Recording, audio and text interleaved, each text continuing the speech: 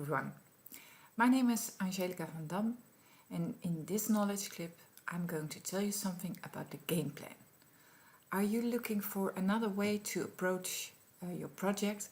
Then maybe the game plan could be suitable for you. So the game plan seeks to gain insight into common values, principles and skills of the team members prior to the project design. It is called a game plan because every project should be considered as a new game in which numerous possibilities will arise in order to grow and share knowledge.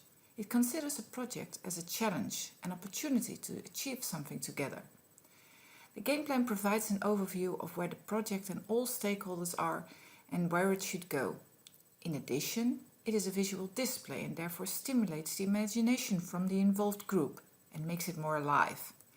By making this plan together, a clear and motivating vision can be formulated and the group will suddenly feel like a powerful team who are able to accomplish big things together. In this way, it's not only a project tool, but also a process tool. So let's have a look. How does the game plan look like? This is how it can look like.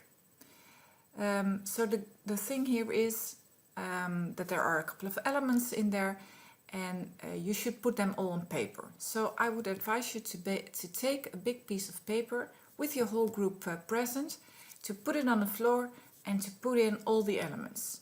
So there is not a wrong or correct order in this case. However, I will give you an advice how to do it, and it's also possible to fill in elements simultaneously. Usually you will start with the goal, which is more or like, what is the assignment about? What is the end product going to be about? So make it a little bit challenging.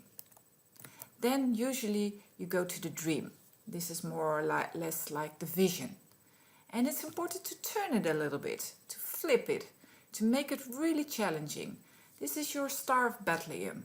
So never pursued or always pursued, but never reached. But it gives you direction and it inspires change. This is a hard phase in the project because it's important to get consensus about this. What do you want to contribute to the world? That's what it's all about. What is your dream? So a way to approach this is for every team member to note words, important words and values on post-its and then put it together and create a couple of sentences with it. It's important to have consensus here and it will take time, but this time will be well spent. Well, just one example, you can press pause if you want to read it. Then usually you go to the team resources. So what do you as a team member bring in to this project? So you draw a little figure for every member of the project group. And then you talk about what is it what you bring in. Your values, competencies, skills, network. And also mention the small things because you never know how that can be important. Here it's important to be honest because you want to get a true insight of all the differences and similarities of the group and how that can be combined. It also creates trust, which is of course very important when you start with a new team. Then you make an arrow which can be divided or split up in a couple of phases. And it's up to you how many phases you make. But usually you have at least 3 phases. But again, that's up to you. So this is a way how you can split up your arrow, and your arrow means the things that you are going to do. So it's kind of like your time frame with all the activities. Usually you start with the project phase and you can see here what that entails. Press pause if you want to read about it, but it's about an orientation on the process, but also an orientation on the assignment. Then you go to the creation phase, or whatever you call it, decide to call it. What is it exactly that you want to create? And in the end you will have a production phase. How and when are you going to realize it?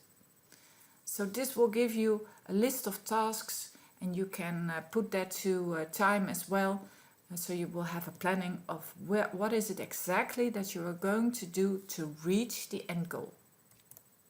This is an example of another division that a group made. Press pause if you want to take a look at that. Then it's important that every phase, every stage has its own success factor. When exactly do you think it's going to be a success? And please also celebrate your successes. Make it a little bit smart. So not when we have finished this phase it's going to be a success. No, but when exactly do you feel that it's going to be a success? Don't forget to celebrate. Then we will have the challenges. The challenges are more or less the mountains you have to climb. So try to see every mountain as an opportunity to grow and to learn something. Where can it get difficult? What do we fear? How do we anticipate on that? The next element are the opportunities. So what can happen to get your head into the clouds?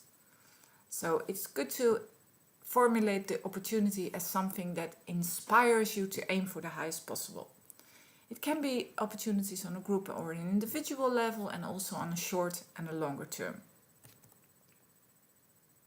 And then there is also room for the personal goals. So what is it that you want to learn? So although it's a team thing, you can also learn something on an individual level. So this is the game plan.